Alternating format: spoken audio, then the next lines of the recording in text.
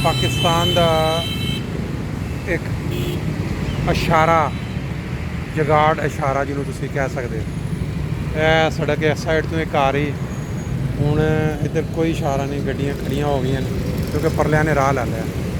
हुण ये कि इत्थे जिहड़े खड़े हो गए ने, जिन्नी देर गड्डियां चलदियां रहणगियां, यह दूसरे जिन्हें राह लैना आहिस्ता आहिस्ता आहिस्ता आहिस्ता अगे होंदे जाणगे। देखो स्लोली स्लोली अगे आ रहे हैं, हौली हौली। हुण उन्हां दा राह आटोमैटिक उन्हें लै लिया, हुण इन्हां नूं रुकना पै रहा।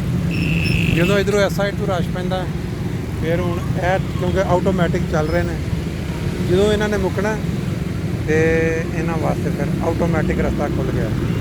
कोई इशारा नहीं, कोई किस्म का रस्ता नहीं है। यह तुसीं थल्ले भी एक जा रहा